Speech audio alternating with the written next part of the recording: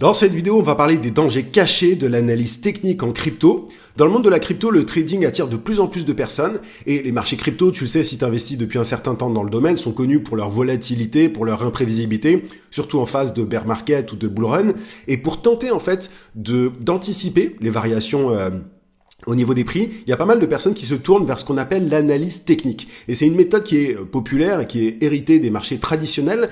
Et pourtant, la fiabilité de cette technique, si tu veux, elle pose question. Et donc, on va creuser tout ça. On va voir si c'est pertinent de se baser sur l'analyse technique pour anticiper les variations de prix, ou alors si il y a quelques risques. Bon, vu le titre de cette vidéo, tu t'en doutes, il y a quelques problèmes par rapport à ça. Juste avant d'aborder le sujet, je t'invite à mettre un pouce sous la vidéo pour me soutenir, pour me montrer que ce genre de sujet t'intéresse. Abonne-toi aussi à la chaîne si c'est pas déjà fait, si tu veux construire ta liberté financière grâce à la crypto avec une approche pragmatique, concrète, sans bullshit.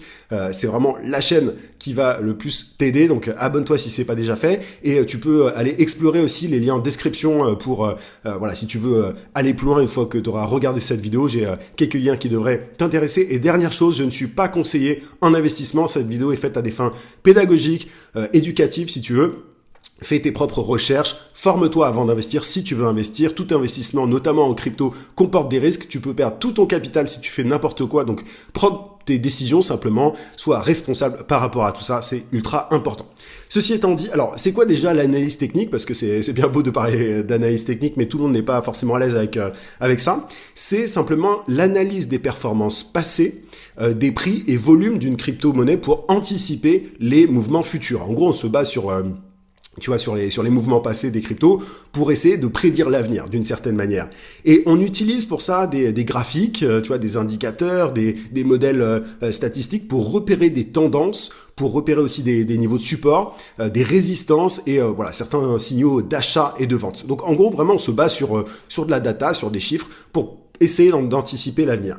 Et l'analyse technique, elle se base, si tu veux, sur la conviction que l'histoire des prix, là on parle de crypto, mais c'est le cas sur les marchés traditionnels, mais l'histoire des prix contient des informations qui sont nécessaires pour prédire les comportements du marché. Donc vraiment on part du principe que parce que les choses se sont passées d'une certaine façon par le passé, on peut se baser là-dessus pour prédire l'avenir, et ça cible principalement l'analyse technique, les décisions de trading à court et moyen terme, souvent selon des cycles ou des motifs récurrents. Tu vois, on va essayer vraiment d'identifier des patterns qui sont arrivés par le passé pour essayer de voir d'anticiper certains mouvements. Donc ça, c'est l'analyse technique. C'est en gros, pour faire ultra simple, c'est quand tu analyses les graphiques pour essayer de prévenir de prédire les mouvements futurs.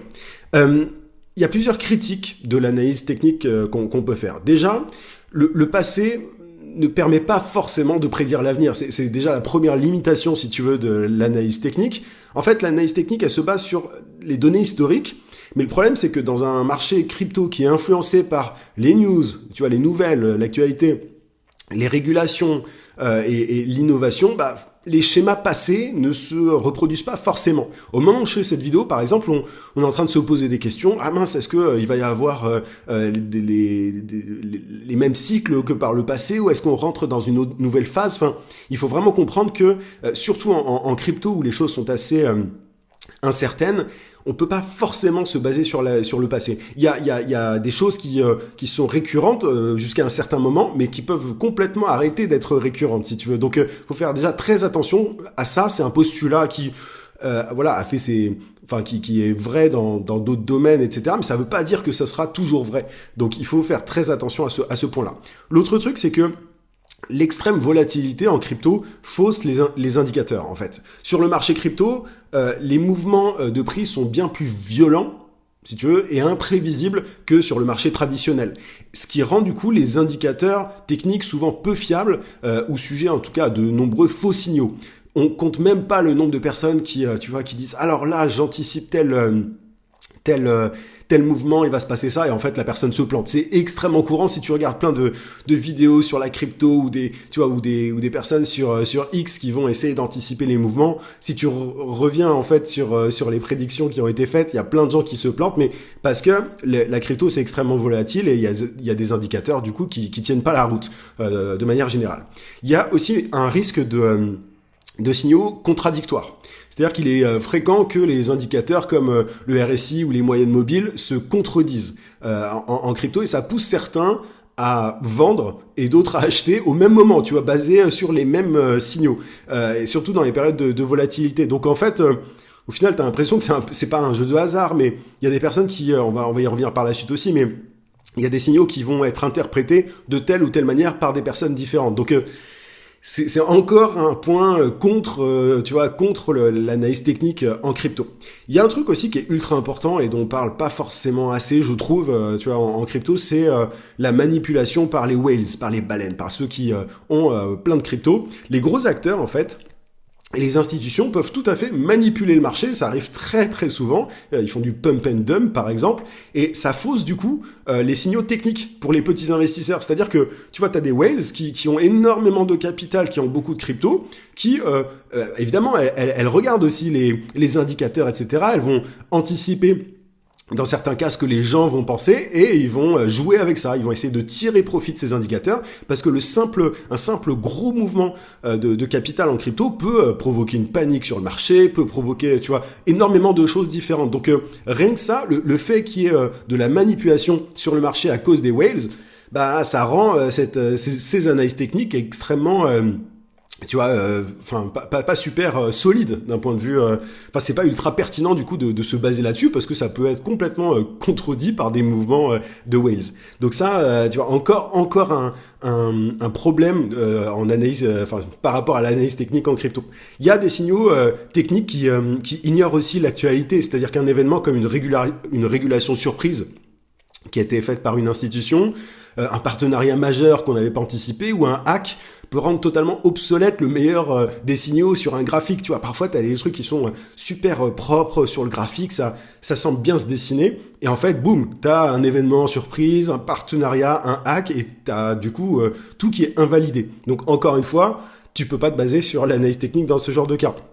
Il y a aussi une subjectivité, je le disais précédemment, mais au niveau de l'interprétation. Chaque trader lit les graphiques à sa manière, en fait, et une même figure, tu vois, sur un graphe, peut induire des stratégies opposées. Et ça augmente du coup la confusion et la dispersion au niveau des décisions. Il y a plein de gens qui vont interpréter différemment certains signaux, certains graphes, et tu vois, du coup, encore une fois, c'est pas extrêmement solide. Et l'analyse technique est facilement aussi contournée par certains acteurs pros qui exploitent les signaux grand public pour prendre des positions opposées. Tu vois, je parlais des whales qui manipulaient le marché précédemment, mais tu peux aussi avoir ça.